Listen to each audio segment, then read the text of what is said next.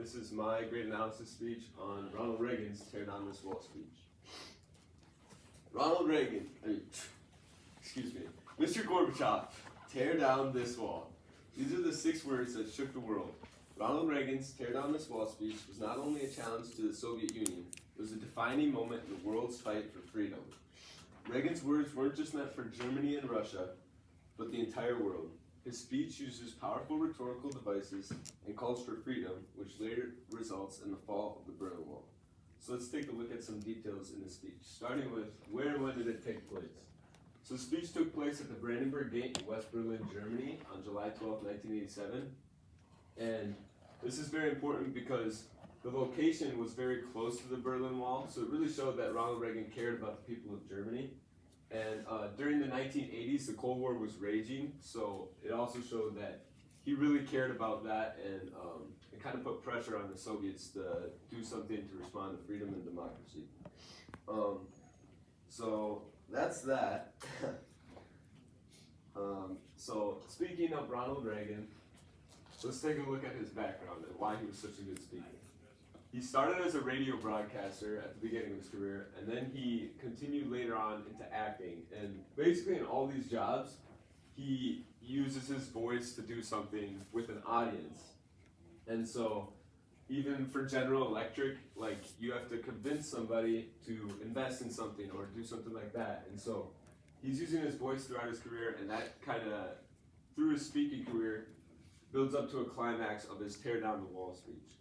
And as you can see, he was a heartbreaker, so that's probably why all the girls in Germany listened to him. This speech was super significant, so let's take a look at the significance from then and now. So the first reason this speech was very significant was it challenged the Soviet Union. At a time where communism was raging in like Asia and Europe, Russia had taken over parts of Europe and different countries, and so when America came over there and Ronald Reagan declared, Mr. Gorbachev, tear down this wall, it challenged the Soviet Union, and it kind of is like freedom versus communism or totalitarianism. Another reason it was very important was it inspired change. Ronald Reagan going down to Germany really inspired the people of Germany. It gave them hope that there is a chance for freedom in their life. And they were being oppressed, so that was very inspiring to them, and that's another reason it's very significant.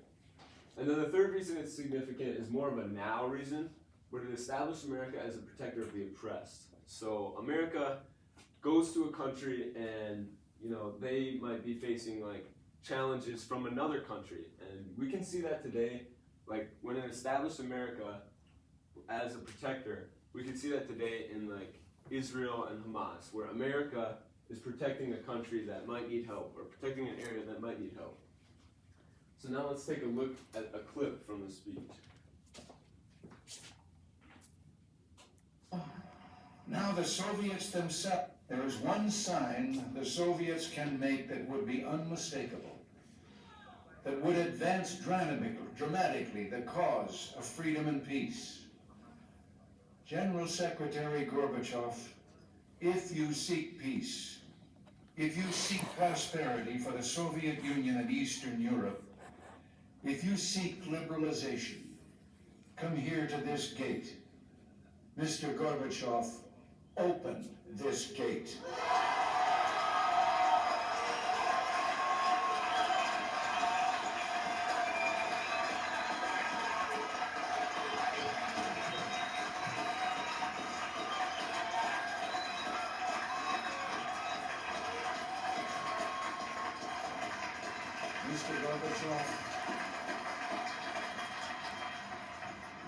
Mr. Gorbachev, tear down this wall. Now Okay, so as you can see, that speech was really hype, especially for the people of Germany. They were all very excited to hear him call out the Soviet leader, Mr. Gorbachev. And that was mostly because of his use of rhetorical devices to kind of help build up the speech and, you know, get the crowd into it and keep them intent. So the first rhetorical device I'm going to show you is an anaphora, where he uses as long as to kind of build up and keep the audience's attention in his speech. He says, as long as this gate is closed, as long as this scar of wall is permitted to stand, it is not the German question alone that remains open, but the question of freedom for all mankind. So he kind of builds up the little part in this speech, and then kind of mic drop when he says, but the question of freedom for all mankind. And then he uses another anaphora, and that's the one we just watched, where he repeats, if you seek, and this is kind of the climax of his speech. So he uses an anaphora to build it up, and then, another mic drop moment where he says, if you seek peace, if you seek prosperity for the Soviet Union and Eastern Europe, if you seek liberalization, come here to this gate.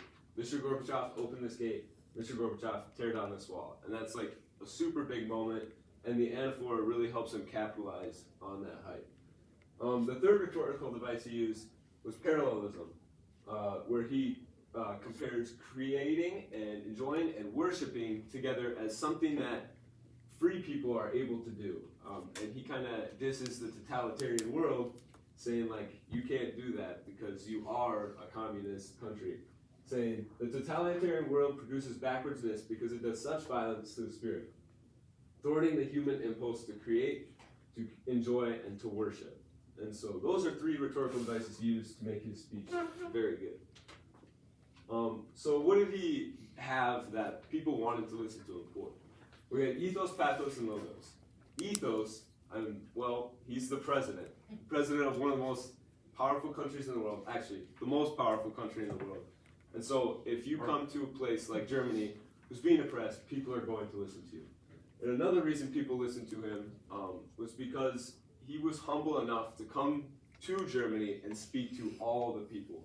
Not just like Americans, not just Russians, not just like the West Germans or the East Germans. He spoke to all. He also used pathos, talking about a free world, and call to action after talking about that, kind of pulling at the heartstrings a little bit, and calling them to, make a change in their country. And then he uses logos, comparing America's success to communism's failure, and he uses economic growth and the Marshall Plan to back up his argument. So why will this speech endure? Well, it'll endure because of the message of freedom that Ronald Reagan has. Ronald Reagan's gave a message of freedom, and until everywhere in the world is free, this speech will endure forever. And then it also will endure because of its importance in world history. The fall of the Berlin Wall was very important in the world history, and it will remain forever in history books. Thank you for listening to my speech.